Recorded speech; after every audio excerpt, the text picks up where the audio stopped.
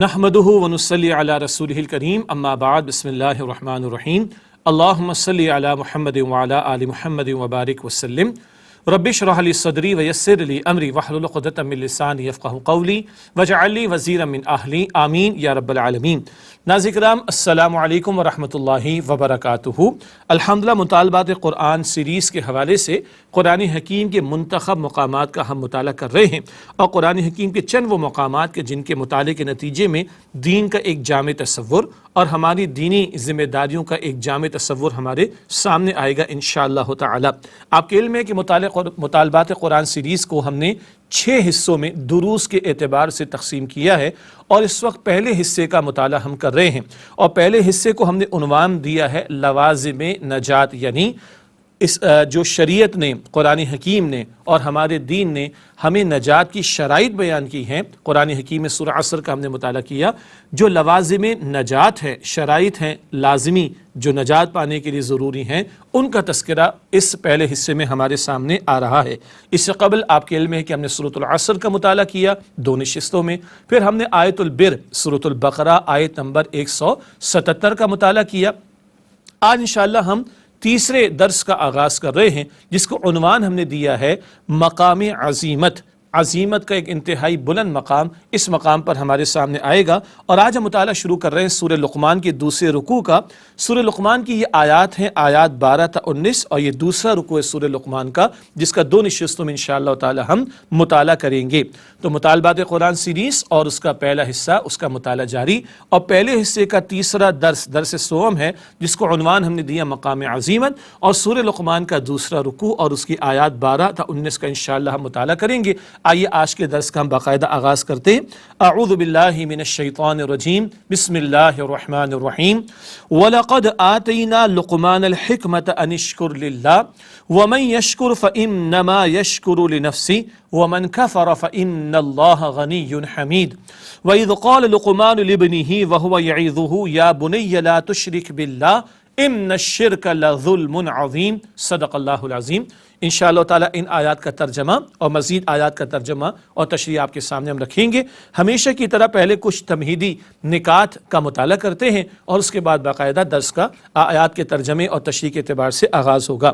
آپ کے علم ہے کہ یہ پہلا حصہ ہے مطالبات قرآن سیریز کے تعلق سے، اور جس کا مین عنوان یہ ٹائٹل ہے لوازم نجات، سیلویشن کے لیے، نجات حاصل کرنے کے لیے جو شرائط ہیں لازم، ان کا تذکرہ، جس میں سے پہلا درس ہمارا وہ سورہ عصر پر مشتمل تھا، جس کو ہم نے نجات کی شرائط کے طور پر سمجھا، آمنوا وعاملوا الصالحات وتواصوا بالحق وتواصوا بالصبر۔ امید آپ کو یاد ہو چکی ہوں گی یہ باتیں، سورہ عصر تو ہمیں یاد بھی ہے۔ یہ ہمارا پہلا درس تھا جو 2 نشستوں میں ہم نے مکمل کیا۔ دوسرا درس نیکی کی حقیقت، سورۃ البقرہ آیت نمبر 177 کا ہم نے مطالعہ کیا۔ گزشتہ 2 نشستوں میں درس مکمل ہوا تھا، اور نیکی کا جامع تصور وہ ہمارے سامنے آیا۔ اب تیسرا درس ہے مقام عظیمت، جسے ہم عنوان دے رہے ہیں، اور سورہ لقمان کے رکوع نمبر 2 پر یہ مشتمل ہے۔ یہ عظیمت، اس کے بیان میں استقامت کا ذکر بھی آئے گا، اور مزید تفصیلات انشاءاللہ تعالی ہم آگے سمجھیں گے۔ اور مقام عظیمت کے ذیل میں استقامت سے مراد ہے اعمال صالحہ کو انجام دینا ہی کافی نہیں، بلکہ دوسروں کو نیکی کی دعوت دینا، اور اس راہ میں جو مشقتیں آئیں ان کو جھیلنا، تواصی بالحق اور تواصی بالصبر کو بھی ہم نے جانا۔ مزید یہ کلام انشاءاللہ تعالی ہمارے سامنے آئے گا سورہ لقمان کے اس درس کی روشنی میں، جو رکوع نمبر 2 پر مشتمل ہے سورہ لقمان کے۔ ایک اور عنوان ہم آپ کے سامنے رکھیں گے دروس کی اس ترتیب میں، اور وہ ہوگا حقیقت و اقسام شرک۔ یہ آئندہ کی نشستوں میں یہ بیان ہمارے سامنے آئے گا، اس لیے کہ سورہ لقمان کی آیت نمبر 13 میں شرک سے بچنے کا تذکرہ ہمارے سامنے آئے گا، لیکن شرک کیا ہے، اس کی تعریف کیا ہے، اس کی اقسام کیا ہے، اور ہمیں کن حوالوں سے شرکیہ طرز عمل میں مبتلا ہو جانے کا خطرہ ہے، اس پر تفصیلی کلام الگ سے ہم کریں گے انشاءاللہ حقیقت و اقسام شرک کے عنوان سے۔ اور پھر 5واں درس ہوگا، اس کا عنوان ہے حظ عظیم، بڑے نصیبوں والے۔ حظ عظیم یہ الفاظ قرآن حکیم کے ہیں، اور انشاءاللہ مطالعہ کریں گے سورہ حامیم السجدہ آیات 30 تا 36 کا، وہاں یہ تفصیلات بعد کے درس میں انشاءاللہ ہمارے سامنے آئیں گی۔ تو یہ پہلا حصہ ہے مطالبات قرآن سیریز کا، اور جس میں یہ چند دروس شامل ہیں، اور تمام دروس میں جو لوازم نجات ہیں، نجات کے لیے جو شرائط لازم ہے ان کا تذکرہ ہمارے سامنے آئے گا انشاءاللہ۔ اس کے بعد چلتے ہیں سورۃ العصر کے مضامین کی تفصیل۔ آپ کو یاد ہوگا سورہ عصر سے بات شروع ہوئی، لیکن سورہ عصر میں جو 4 باتوں کا بیان ہے، ایمان، عمل صالح، تواصی بالحق، تواصی بالصبر، ان کی کچھ تفصیل آئی تھی سورۃ البقرہ کی آیت نمبر 177 میں، یاد آیا آپ کو؟ پچھلا جو ہمارا درس مکمل ہوا آیت البر، نیکی کی حقیقت کا بیان، البقرہ آیت نمبر 177، اس میں ان 4 باتوں کی تھوڑی تھوڑی وضاحت آئی۔ آج جو درس ہے ہمارا سورہ لقمان کے رکوع نمبر 2 کی روشنی میں، اس درس میں بھی سورۃ العصر کے مضامین کی کچھ وضاحتیں ہمارے سامنے آئیں گی۔ 4 شرائط کے حوالے سے 1-2 نقطے آئیے سمجھتے ہیں۔ ایمان کے ذیل میں اللہ سبحانہ و تعالیٰ کا شکر ادا کرنے کا حکم، پھر شرک سے اجتناب کا حکم، پھر اللہ تعالیٰ کی 4 صفات کا بیان، پھر ایمان بالآخرہ یعنی اللہ تعالیٰ کی طرف لوٹنا ہے، اور ایمان بالآخرہ کا ایک اور پہلو، ہر عمل پیش ہوگا۔ یہ ساری باتیں ایمان کے ذیل میں ہمارے سامنے آئیں گی۔ اللہ تعالیٰ کا شکر ادا کرنا، شرک سے اجتناب کرنا، اللہ تعالیٰ کی 4 صفات جن کا ذکر آگے چل کر آئے گا، غنی اور حمید بھی انشاءاللہ کلام کریں گے، اور آخرت کے بیان میں یہ بات کہ اللہ تعالیٰ کی طرف لوٹ کر جانا ہے، اور یہ بات کہ ہر عمل پیش ہوگا۔ یہ ایمانیات کے حوالے سے کچھ وضاحتیں آج کے درس میں بھی ہمارے سامنے انشاءاللہ آئیں گی۔ نجات کی شرائط کے حوالے سے دوسری شرط کیا ہے؟ اعمال صالحہ۔ آئیے اس کا تذکرہ کرتے ہیں کہ وہ کس انداز سے اس درس میں بات ہمارے سامنے آ رہی۔ عمل صالح کے ذیل میں والدین بالخصوص ماں کا حق بیان ہوا، والدین کا ذکر آیا، اور بالخصوص ماں کے حق کا ذکر زیادہ ہمارے سامنے آئے گا۔ عبادات میں سے نماز کا ذکر ہے، اور اخلاقیات کے ذیل میں عاجزی اور میانہ روی کا ذکر آئے گا ہمارے سامنے۔ تو عمل صالح کے ذیل میں والدین کے حقوق، پھر عبادات میں سے نماز کا تذکرہ، اور اخلاقیات میں سے عاجزی اختیار کرنا، میانہ روی اختیار کرنا، اس کا ذکر بھی ہمارے سامنے انشاءاللہ آئے گا۔ پھر تواصی بالحق، یہ تیسری شرط ہے سورہ عصر میں جو ہمارے سامنے آئی تھی، شرائط نجات میں سے یا لوازم نجات میں سے تواصی بالحق، اس کے ذیل میں امر بالمعروف و نہی عن المنکر کا ذکر آئے گا، نیکی کا حکم دینا اور بدی سے روکنا۔ یہ تواصی بالحق ہی کی مزید الیبوریشن ہے، یہ تواصی بالحق ہی کی مزید وضاحت ہے، اور یہ تواصی بالحق کے فریضے ہی کا تقاضا ہے۔ امر بالمعروف اور نہی عن المنکر، یہ ذکر بھی ہمارے سامنے سورہ لقمان کے درس میں آئے گا۔ اور چوتھی شرط ہے نجات کے لیے، وہ ہے تواصی بالصبر۔ اس ذیل میں نہی عن المنکر کے نتیجے میں تکالیف پر صبر، حق کا بیان ہوگا، تو حق تو کڑوا محسوس ہوتا ہے نا، تو ریٹیلیشن آئے گی، رد عمل آئے گا، اور اس کو برداشت کرنا، اس کو جھیلنا، اس پر صبر کرنا، یہ تواصی بالصبر ہی کا تقاضا ہے، اور اسی کی مزید وضاحت ہے۔ یوں آپ نے جانا کہ الحمدللہ درجہ بدرجہ یہ دروس کا سلسلہ آگے بڑھ رہا ہے، اور پہلے حصے کے دروس آپس میں مربوط بھی ہیں، اور ہر درس میں جو سورہ عصر میں 4 شرائط نجات کے لیے بیان کی گئیں، ان کا ذکر ہمارے سامنے مزید کھل کر آ رہا ہے۔ اب ایک اور پہلو آپ کے سامنے رکھیں گے تمہید اور تعارف کے طور پر، اور وہ ہے حضرت لقمان کی شخصیت۔ جناب لقمان کا تذکرہ اس سورہ مبارکہ میں ہے، پوری سورت ان کے نام پر ہے، سورہ لقمان۔ آئیے ان کا تعارف جاننے کی کوشش کرتے ہیں۔ سوال سے پہلا نقطہ، بعض آرا یمن کے بادشاہ تھے یا سوڈان کے حبشی و نسل غلام تھے؟ یہ آرا تاریخی اعتبار سے سامنے آتی ہیں۔ بعض کا خیال ہے کہ یمن کے بادشاہ تھے، اور بعض کا خیال ہے کہ نہیں، سوڈان کے حبشی و نسل غلام تھے۔ حبشی نسل ہونا، حبشی نسل والا ہونا۔ اگلا نقطہ، نبی نہیں تھے۔ اس پر سب کا اتفاق ہے اہل علم کا، مفسرین کا، کہ جناب لقمان نبی نہیں تھے۔ البتہ اگلا نقطہ بڑا اہم اور بڑا دلچسپ بھی ہے، نبی کے پیروکار ہونے میں اختلاف۔ آیا کسی نبی کی دعوت ان تک پہنچی یا نہیں پہنچی؟ بعض اہل علم کا خیال ہے کہ ان تک کسی نبی کی دعوت نہیں پہنچی، مگر وہ سلیم الفطرت انسان تھے۔ سلیم الفطرت ہونا، یہ بات سورۃ الفاتحہ میں ہم سمجھیں گے۔ ہمارے اس مطالبات قرآن سیریز کی تسلسل میں جب دوسرے حصے کا مطالعہ شروع کریں گے تو وہاں سورۃ الفاتحہ کا مطالعہ انشاءاللہ ہمارے سامنے آئے گا، اور سلیم الفطرت کی مزید وضاحت وہاں پر ہوگی۔ البتہ عرض یہ کر رہے تھے کہ نبی کے پیروکار ہونے میں اختلاف ہے۔ بعض لوگوں کا خیال ہے کہ کسی نبی کے پیروکار تھے، اور بعض اہل علم کا خیال ہے کہ نہیں، کسی نبی کے پیروکار نہیں تھے۔ اور اس سورت کے اس رکوع کے جو مضامین ہیں ان سے یہ داخلی شہادت ملتی ہوئی دکھائی دیتی ہے کہ شاید کسی نبی کے وہ پیروکار نہیں تھے، ورنہ نبی علیہ السلام کے ذریعے جو وضاحتیں مل جاتی ہیں ان کا تذکرہ سورہ لقمان کے دوسرے رکوع میں نہیں آ رہا۔ البتہ فطرت انسانی کی پکار اور ہماری فطرت میں جو جذبات اور احساسات ہیں توحید کے اعتبار سے اور آخرت کے اعتبار سے، ان کی ترجمانی یقیناً سورہ لقمان کے اس رکوع میں ہمارے سامنے آئے گی۔ تو ایک اور نقطہ یہ ہے کہ اس پر بھی اتفاق نہیں، بعض کا خیال ہے کہ کسی نبی کے پیروکار تھے اور بعض کا خیال ہے کہ نہیں، سلیم الفطرت انسان تھے، البتہ کسی نبی کی دعوت ان تک نہیں پہنچی۔ واللہ اعلم۔ واللہ اعلم کا مطلب کیا ہے؟ سب سے بہترین بات جاننے والا کون ہے؟ اللہ سبحانہ و تعالی۔ اس کے بعد اگلا نقطہ ہے جناب لقمان کی شخصیت کے تعارف کے ذیل میں، حکیم اور دانا انسان تھے۔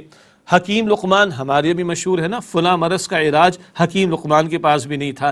یہاں حکیم سے مراد وہ طب کے فن والا حکیم ہونا نہیں ہے، بلکہ حکمت کا عطا کر دیا جانا کسی کو، وہ مراد ہے۔ حکمت کسے کہتے ہیں؟ یہ بات درس کی تشریح کے دوران میں ہمارے سامنے بعد میں آئے گی۔ اور عرب کے افراد بھی حکیم لقمان سے خوب واقف تھے، مشہور آدمی تھے، حکمت والے تھے، دانا آدمی تھے، فہم رکھنے والے تھے، ان کی اقوال بھی کچھ معروف تھے، اتنا کہ قرآن پاک میں ان کے تعلق سے تذکرہ آ رہا ہے۔ تو عرب واقف تھے جناب لقمان سے، تو قرآن پاک ان کا تذکرہ کر رہا ہو۔ کس شان کے ساتھ؟ اگلا نقطہ بھی بڑا قیمتی ہے۔ اللہ سبحانہ و تعالیٰ کی طرف سے اعزاز، قرآن کریم کی پوری صورت آپ کے نام سے موسوم ہے، یہ صورت ان کے نام سے موسوم ہو گئی، اور ایسے دانا آدمی تھے، ایسے حکیم آدمی تھے کہ ان کی بڑی قیمتی وصیتیں ہیں جو انہوں نے اپنے بیٹے کو کی تھیں۔ ان قیمتی وصیتوں کو اللہ تعالیٰ نے قرآن پاک میں صورت میں بیان فرما کر قیامت تک کے لیے جو ہے وہ محفوظ فرما دیا۔ یہ اعزاز حکیم لقمان کو عطا ہو رہا ہے اللہ سبحانہ و تعالیٰ کی طرف سے کہ ان کی وصیتیں جو انہوں نے اپنے بیٹے کو کی قیامت تک کے لیے محفوظ کر دی گئیں۔ تمہیدی نکات میں سے آخری نقطہ ہے آیات کے تجزیے کے اعتبار سے۔ اب تک تو ہم نے سورہ عصر کا مطالعہ کیا، 3 چھوٹی چھوٹی آیات تھیں، پھر ایک طویل آیت البر کا مطالعہ کیا، اب ایک پورے رکوع کا مطالعہ کر رہے ہیں، تو کئی آیات ہیں، آیات 12 تا 19 سورہ لقمان کی۔ آئیے مضامین کے اعتبار سے ان کا تجزیہ کر لیں۔ نمبر 1، سب سے پہلے آیت نمبر 12، حضرت لقمان کا تعارف، ان کو حکمت عطا ہوئی، اس کا تذکرہ ہمارے سامنے آئے گا انشاءاللہ۔ پھر آیات 13 اور پھر آیات 16 تا 19، آیت نمبر 13 پھر 16 تا 19 میں حضرت لقمان کی نصیحت کے 8 نکات، 8 باتیں جو وصیت کے طور پر انہوں نے اپنے بیٹے کو بیان کی، ان کا تذکرہ آئے گا۔ اور آخر میں آیات 14 تا 15 اللہ تعالیٰ کی وصیت، یہ خاص والدین کے بارے میں ہے۔ آیات 14 تا 15 اللہ تعالیٰ کی وصیت کا ذکر والدین کے تعلق سے ہمارے سامنے آئے گا۔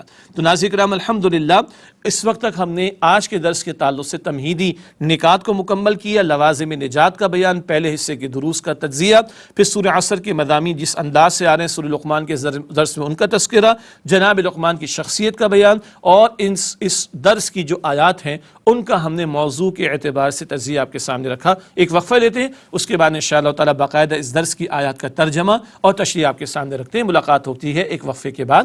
السلام علیکم ورحمۃ اللہ، السلام علیکم ورحمۃ اللہ وبرکاتہ۔ ناظرین کرام خوش آمدید کہتے ہیں آپ کو۔ مطالبات قرآن سیریز کا سلسلہ جاری، اور پہلے حصے کے 30 درس کا آج ہم مطالعہ کر رہے ہیں، اور اب ہم مطالعہ باقاعدہ شروع کر رہے ہیں سورہ لقمان کی آیت نمبر 12 سے۔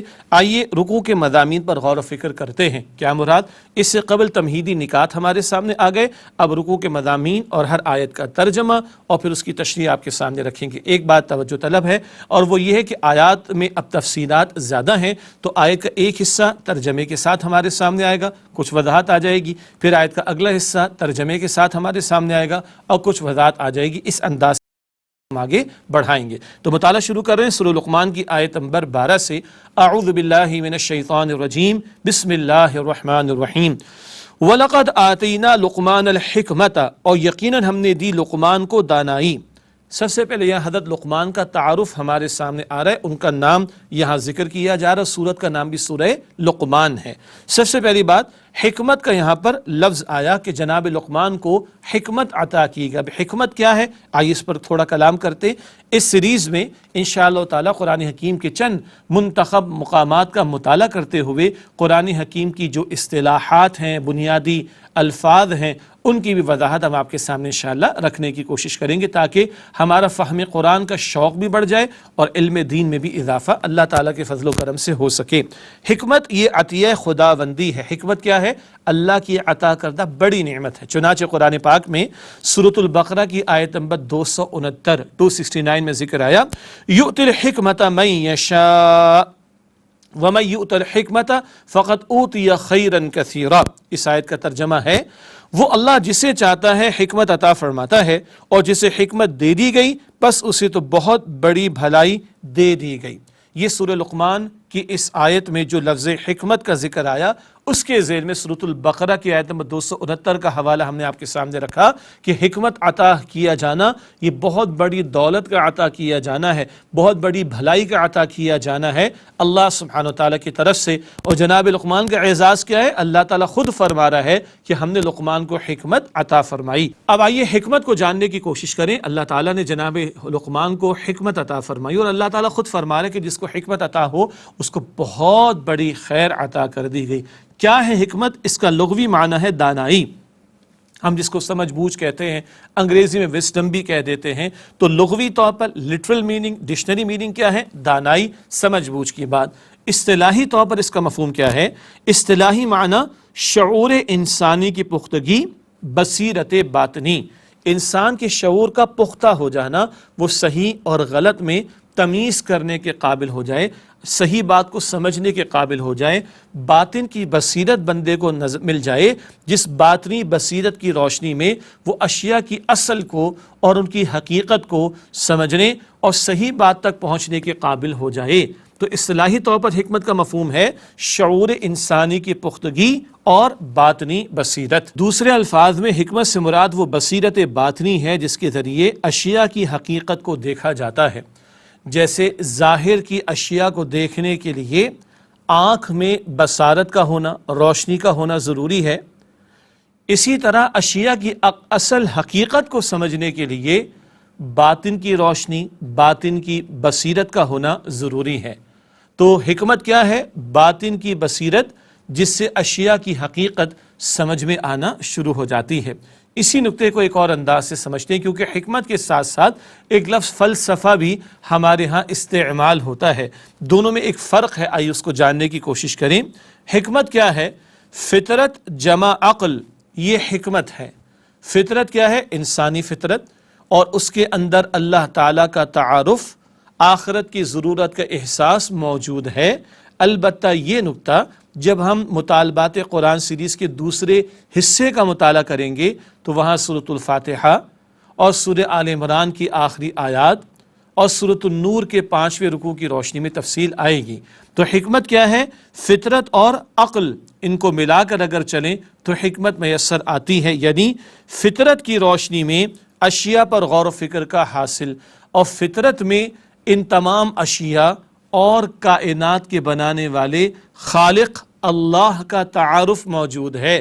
جب بندہ فطرت کی پکار کی روشنی میں عقل کو استعمال کرتا ہے تو صحیح نتائج تک پہنچتا ہے، صحیح اور غلط میں فیصلہ کرنے کے قابل ہو جاتا ہے. اسی کا نام حکمت ہے.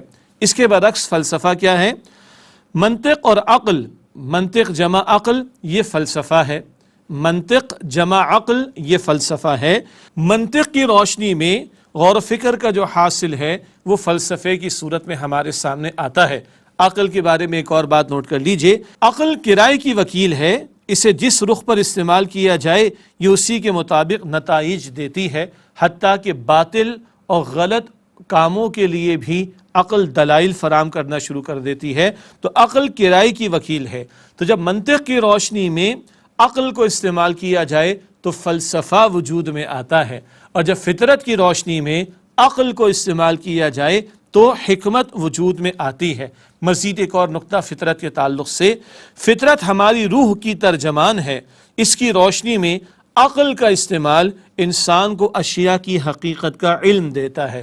نری منطق کے نتیجے میں غلط نتائج بھی سامنے آتے ہیں اور اکثر غلط آتے ہیں، لیکن جب فطرت کی پکار کی روشنی میں انسان عقل کو استعمال کرتا ہے تو اشیاء کی حقیقت کا علم وہ پا لیتا ہے۔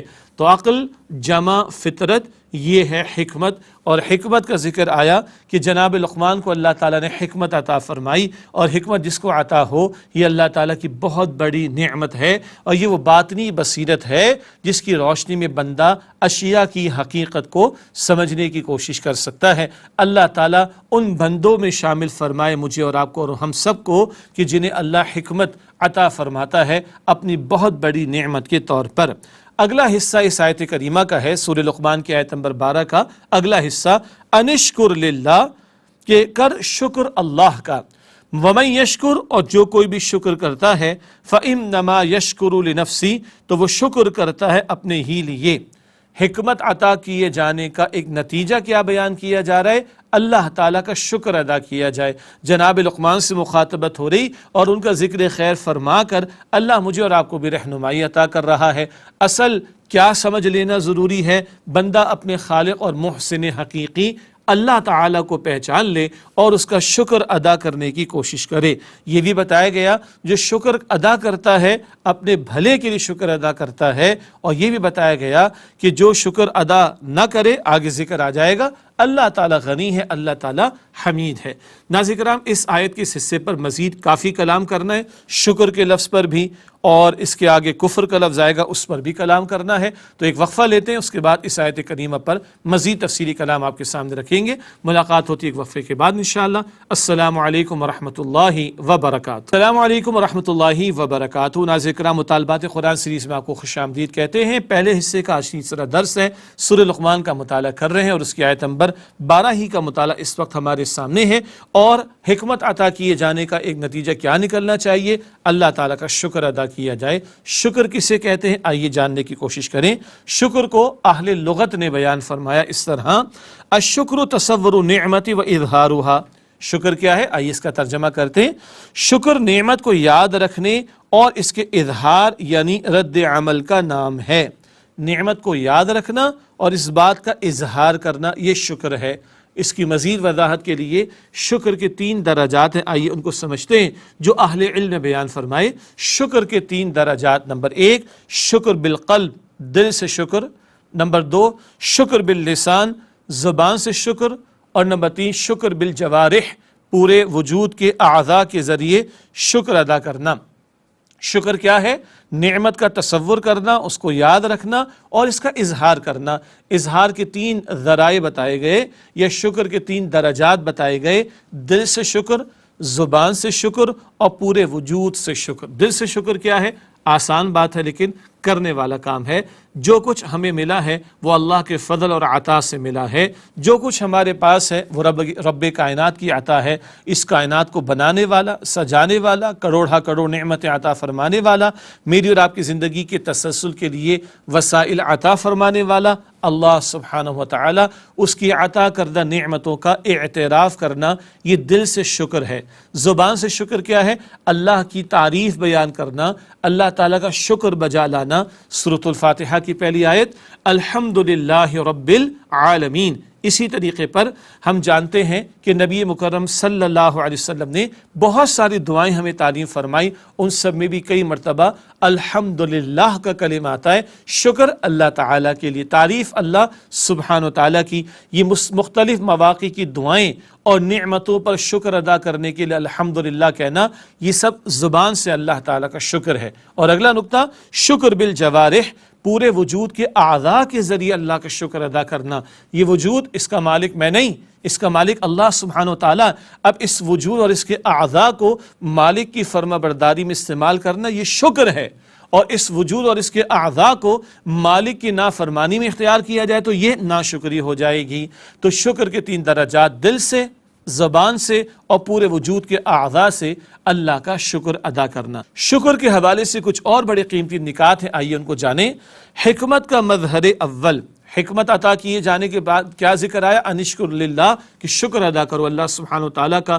حکمت کیا ہے؟ باطن کی بصیرت، بندہ صحیح بات کو سمجھنے کے قابل ہو جائے۔ تو سب سے صحیح ترین بات کیا ہے؟ ہم بندے ہیں، اللہ ہمارا خالق اور مالک ہے، اس کو پہچان لینا، یہ اصل حقیقت جان لینا، پہچان لینا اور مان لینا، یہ حکمت کا پہلا مظہر ہے۔ شعور کی پختگی اور باطن کی بصیرت کا پہلا مظہر اور مینیفیسٹو کیا ہے؟ بندہ اللہ تعالیٰ کو اپنے محسن حقیقی کو پہچان لے اور اس کا شکر ادا کرنے میں لگ جائے۔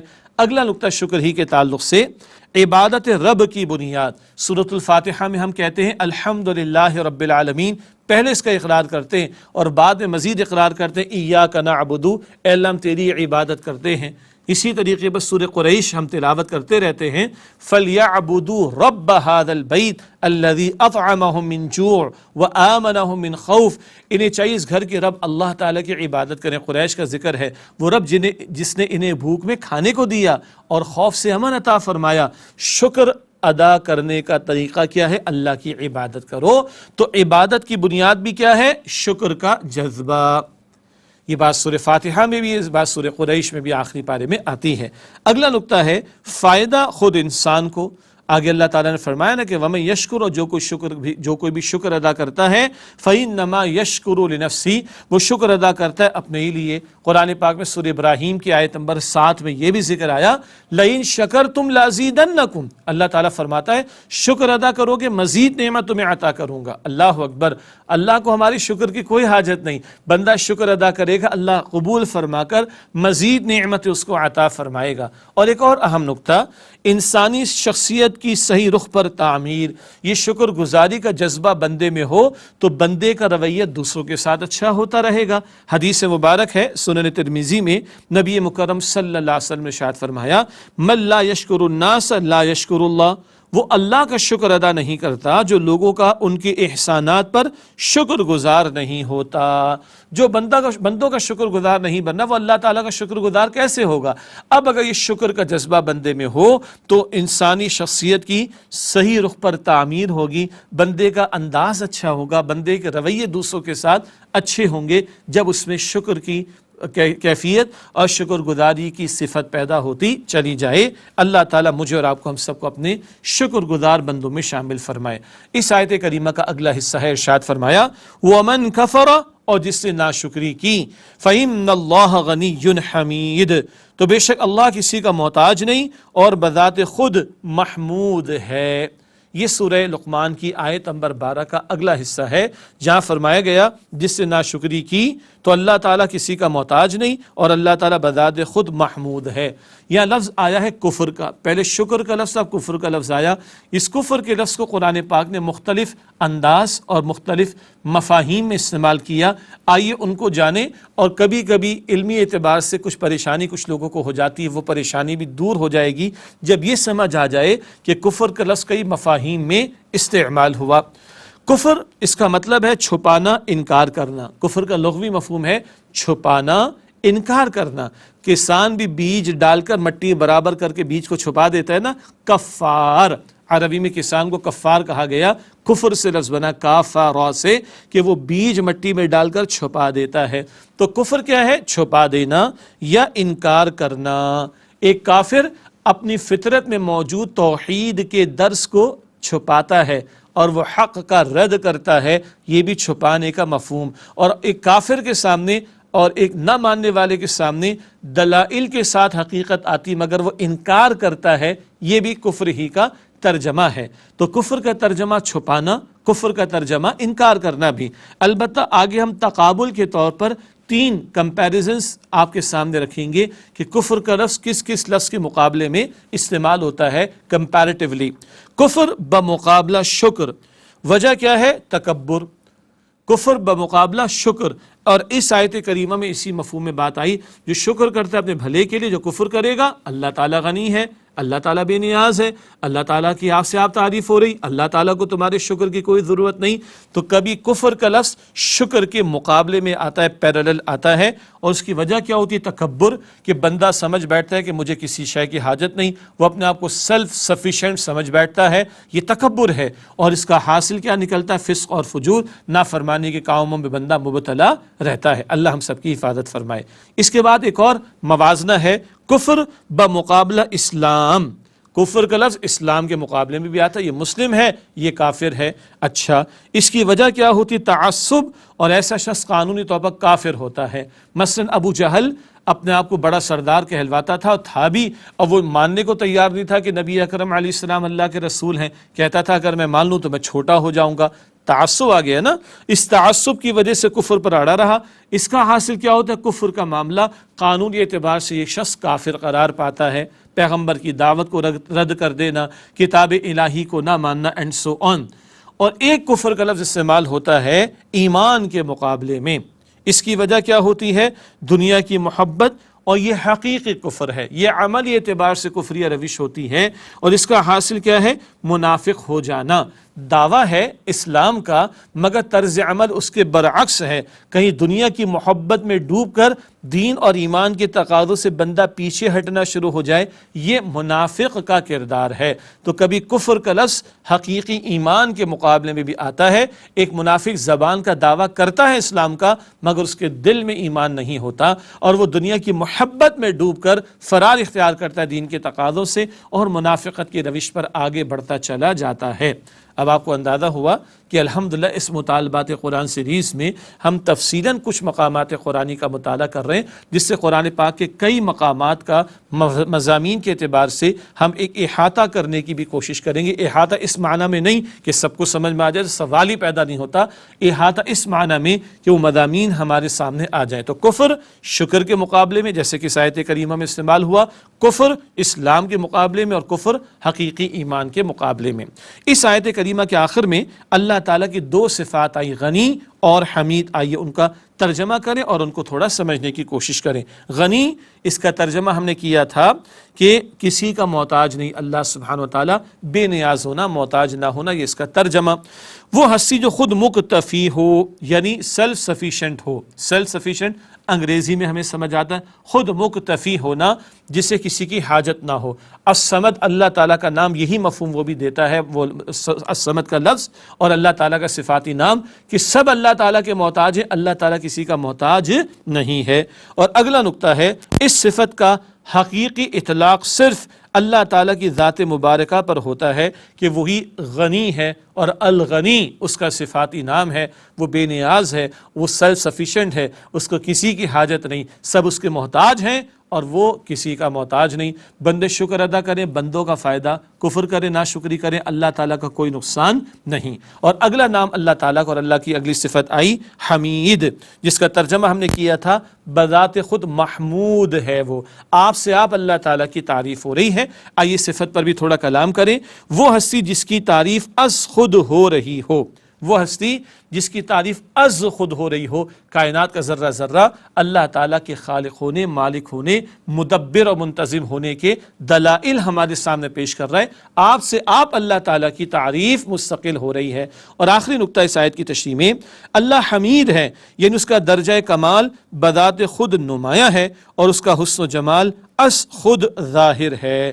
اللہ تعالیٰ کی صناعی اور تخلیق کے نظارے اس کائنات میں جا بجا پھیلے ہوئے ہیں، اور اس کا حسن و جمال بھی از خود ظاہر ہے۔ جس کی تخلیق میں خوبصورتی ہے، وہ مالک کتنا خوبصورت ہوگا۔ اور وہ جو حمید ہے، اس کو کسی کی تعریف کی بہرحال حاجت نہیں، تم شکر نہ کرو تمہارا نقصان ہے، اللہ تعالیٰ کی تعریف میں کوئی کمی نہیں ہے۔ ناظرین کرام، الحمدللہ آج ہم نے سورہ لقمان کی آیت نمبر 12 کا مطالعہ کیا، مگر آپ نے غور فرمایا حکمت کا لفظ، شکر کا لفظ، کفر کا لفظ بار بار قرآن حکیم میں الفاظ آئے، تو ان کی کچھ وضاحت کی ضرورت تھی۔ تو آج ہم نے ایک آیت کا مطالعہ ضرور کیا، مگر خاصی تفصیل کے ساتھ، اور اس درس کی تمہیدی نکات بھی ہمارے سامنے آ گئے۔ اگلی آیات میں حکیم لقمان کی وصیتیں ہیں جو انہوں نے اپنے بیٹے کو کی تھی، جن کو قرآن پاک نے قیامت تک کے لیے نقل فرما دیا۔ انشاءاللہ اگلی نشست میں اگلی آیات کا مطالعہ ہمارے اور آپ کے سامنے آئے گا۔ اسی کے ساتھ اجازت چاہتے ہیں، اللہ تعالیٰ میری، آپ کی، ہم سب کے تمام مسلمانوں کی مغفرت فرمائے، قرآن پاک کا فہم اور اس کے تقاضوں پر ہم سب کو عمل عمل کرنے کی توفیق عطا فرمائے، آمین یا رب العالمین۔ وآخر دعوانا الحمد للہ رب العالمین، والسلام علیکم ورحمۃ اللہ وبرکاتہ۔ ناظرین، اگر آپ ایسی ہی مزید ویڈیوز دیکھنا چاہتے ہیں تو ہمارا ARYQ کا چینل سبسکرائب کیجئے اور بیل آئیکن کا بٹن دبانا نہ بھولیے تاکہ آپ سے کوئی پسندیدہ پروگرام مس نہ ہو جائے۔